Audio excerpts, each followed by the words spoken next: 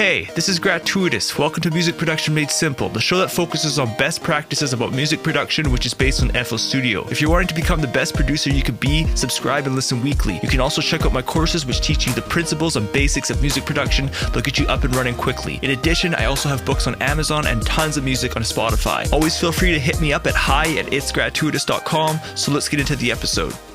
Alright, hey, what's up everybody? Welcome to episode number 20. This episode is called Golden Rules of Mixing and Mastering. I'm just going to be covering some golden rules that I've discovered over the years, whether that be through watching YouTube tutorials or reading things online or just kind of trial and error through myself as well. I have actually talked about these three main points in episode number 11. So if you haven't checked that out, I'm going to be covering it again here.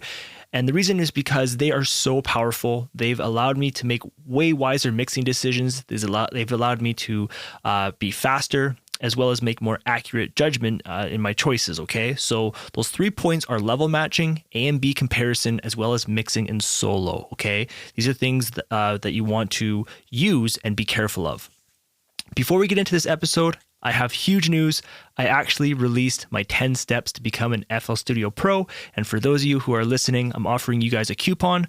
Just use the coupon 10 steps. So it's 10STEPS.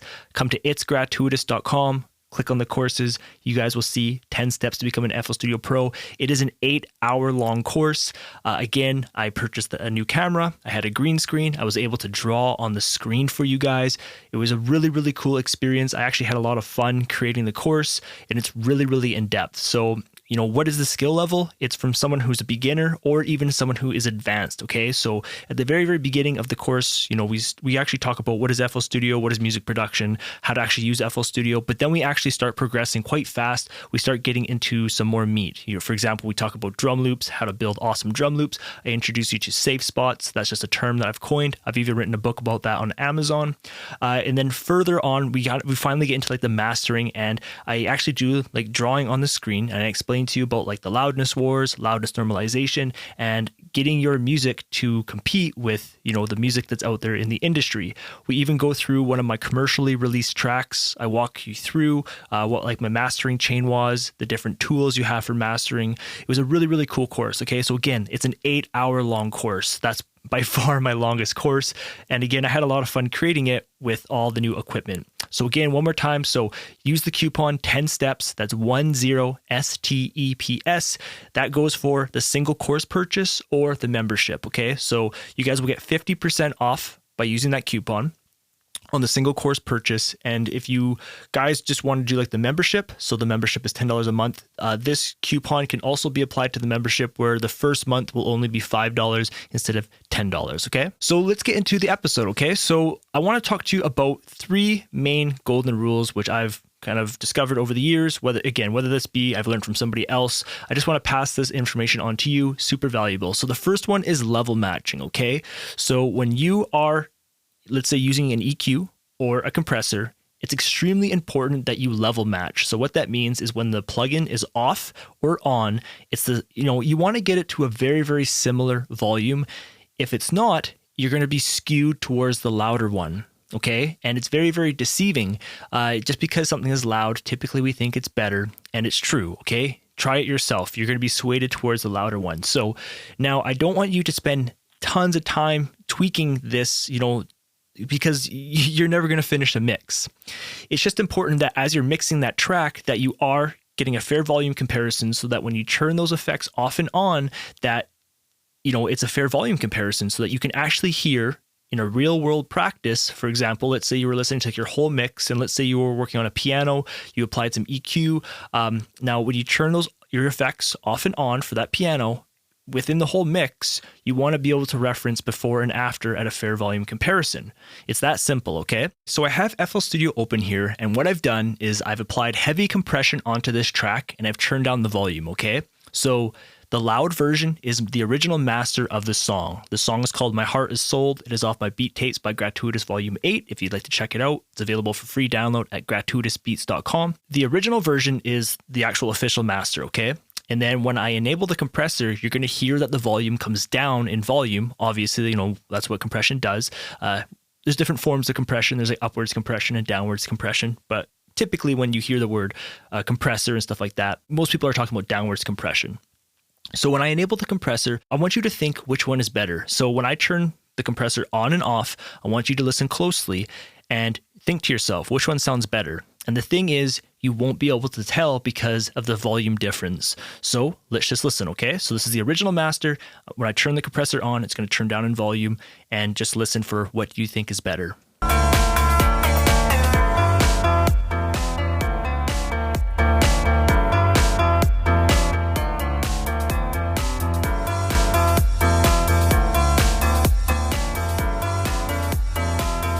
Okay, so when it's louder, it's like, maybe it actually kind of sounded like the loud one was overprocessed, right? But if we actually listen to this compression at a fair volume comparison to what I originally had, you'll hear that the compressed version, I'm compressing it very hard. Like I have a 2.75 to 1 ratio. I'm at like minus 15 decibels on my threshold. My attack's pretty fast at like 11 milliseconds, and then my release is pretty fast too. Okay, so this time we're going to do another comparison. This time the volumes are very, very similar. Now, what I want you to listen for is in the original version, listen to like the kick and like the clap. And just in general, the music breathes a lot more. Like when I first listened to this master, like before I started making this episode here, I kind of thought to myself, I was like, ooh, maybe I pushed that, that master a little hard, like a little hot. But then with this compressor on, you'll hear that the clap and the kick are just being processed, they're being squashed so hard, okay? So again, we're going to listen to the before and after. It's a fair volume comparison. So now we can actually hear what we're actually doing to our music in the case of this single band compressor, okay? So I'm going to play it without the compression on. Again, that's the original master. I'm going to enable the compressor. It's at a fair volume comparison. Just listen to that kick and clap, especially when I disable the compressor. Instantly, you're going to hear that it opens up. The clap, actually has like its transients and stuff like that, okay? So this is the original right here.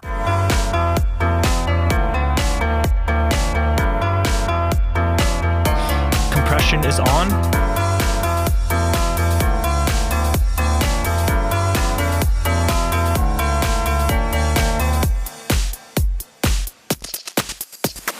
Okay, so it may have been a little hard to hear, but what I heard was when I disabled the compressor, I heard that clap and the kick, and really like the whole song just opened up. Another thing too is I can actually see when the compressor is enabled and disabled, so it's a little bit hard for you. That's why I started actually saying disabled or enabled.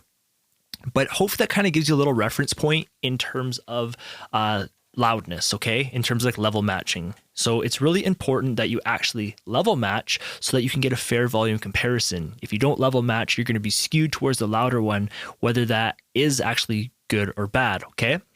Now, the next point I want to talk about is A and B comparison. So most plugins nowadays, now not all plugins, but many plugins, many EQs and many compressors, they have an A and B comparison, okay? So what that means is kind of like you have two versions that you can reference in between. So for example, like in the case of, let's say, Pro C by FabFilter, or even like the Fruity Limiter, or these are FL Studio plugins now. So the Fruity Limiter is with FL Studio, or the Parametric EQ2. These have an A and B comparison, and it's really important that you do have like two different states. Now, I don't do this all the time, but more so in like the mastering stage, I will actually use the A and B comparison. And again, you want to make sure that you're level matching there too. So when you switch between, A to B, that, first of all, it's a fair comparison. And what I'll typically do, and like, let's just talk about a compressor in mastering. So on the A, I might have like a low threshold. Let's say it's like, minus 26, for example. I'll have a ratio and I'll put it to like, let's say like, 1.15 to 1 around there. Again, mastering, we're using very, very light ratios. So here's a cool little trick. So once you have your A set up, most of these plugins have like a copy function. So I would actually hit copy, okay? Then I'd go to B. And now when I go to B, it's the exact same settings as A, okay? And then I'll actually, tweak this differently just to get a different flavor of, well, what does it sound like now? Because so on A, I set like minus 26 threshold, right? So let's say we go to B, and let's just say I bring that threshold up to like, let's say minus 14, for example, but now I go a bit more heavy on the ratio. Let's say like, 1.3 or something like that. And maybe I can bring that attack a little bit faster.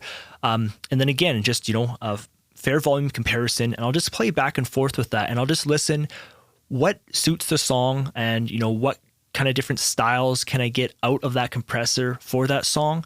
The biggest thing I found over the years is just playing around with these tools just to listen for what do you like. And again, and then if I would turn the compressor off and on, I'm listening to like a fair volume comparison. So before compression and then with compression. And then I'll also use the A and B. So it's like one type of compression versus another type of compression, in a sense of, we went like low threshold, like let's say minus 26. Then we had like a low ratio at like 1.15. And then on the B, let's just say we went to like minus 16, and then there went 1.3 to 1 for your ratio, just for example, okay?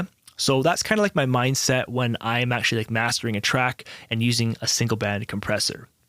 The last point I want to talk about in this episode is mixing in solo, okay? So this doesn't really relate to the mastering, but mixing in solo is extremely dangerous. In my early years, I've wasted so much time here. For example, let's say I'm working on like a kick drum. So in your early years, what you're going to do is you're going to solo out that kick drum. You're going to open up an EQ, a compressor. You're going to twiddle these knobs forever. And if you're like me, sometimes you're even, tweaking a compressor, and you're tweaking it for like a minute or two or something like that, and you think you're doing something, and then you realize it's not even enabled. Okay, so that's been something I've done before, and it's so embarrassing. Like, it's kind of good that no one is around. You're just like a bedroom producer doing your thing, and you're like, oh, I'm an idiot, right?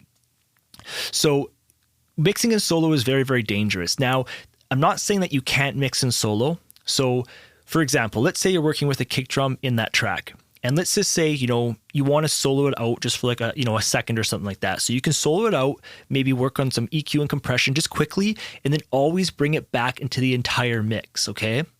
That's really, really important.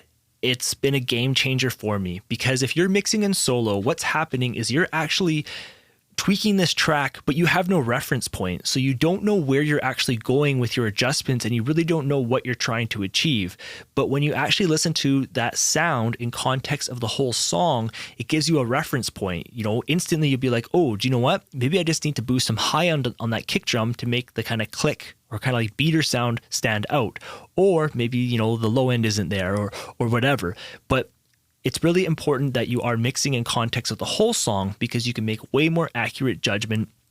And again, if you just want to quickly solo out a sound, work on it, and then bring it back into the mix, you can do that.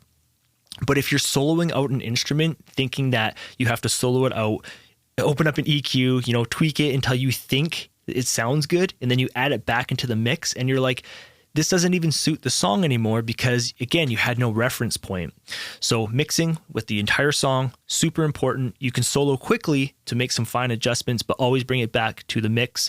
One more little bonus tip here is, if you are having a problem with a certain instrument, but you can't find an instrument, a cool little trick is you can actually mute your instruments, just one by one. So for example, let's say a pad. Okay, a pad is typically a problem instrument which clogs up a lot of frequencies and a lot of space. So what I'll do is I'll just left click. So in FL Studio, if you right click on a mixer insert, I believe it kind of solos it out. But if you left click, it would just mute that individual insert.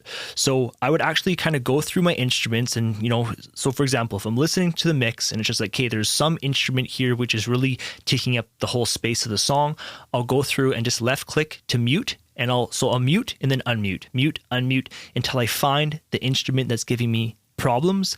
And then I'll actually start working on that instrument, okay? That's kind of a cool little trick that I've found over the years. But again, so those are the 3 points. So level matching, make sure that, the effect before and after. So when you turn it on and off, it's a fair volume comparison. It's going to help you so much. It's going to allow you to make way more accurate judgment in your mixes and wiser choices. The A and B comparison, not all plugins have this, but if they do, really, really powerful just to try. It kind of gives you two different versions to try. It's like, do I want to be more aggressive, or do I want to be, in the case of a compressor, having like a low threshold versus a high threshold, it's just kind of a different approach to using that tool. Okay. And then mixing in solo, it can be useful at times, but it can also be very, very dangerous. Okay. So hopefully that helps you guys out, gets you guys inspired and making wiser judgment in your mixes and masters. Again, 10 steps to become an FL Studio Pro. It's an 8-hour long course. You guys can save 50% off by using the coupon 10 steps. That's 10STEPS. Just come to itsgratuitous.com. I'll also leave the link in the episode notes, in the show notes here on my actual website. Come check it out. Again, it goes super, super in depth. I actually draw on the screen. It was a really, really cool course, just learning about the different gear. For example, I got a new camera, I got a nice boom microphone, I had a green screen, I got new lights.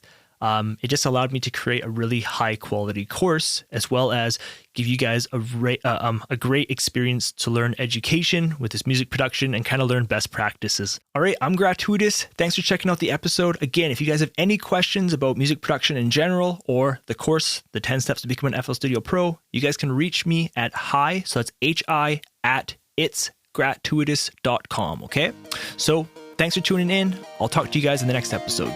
Thanks for checking out the episode. If you had any questions, visit itsgratuitous.com/podcast, select an episode, and submit your question at the bottom of the page to the contact form. If you'd like to take my FL Studio courses, see my current studio and podcasting gear, read my books, or are interested in lessons, visit the link itsgratuitous.com/learning. That page will redirect you to more info and resources. I hope the best with your productions. I'm Gratuitous, and I'll see you in the next episode.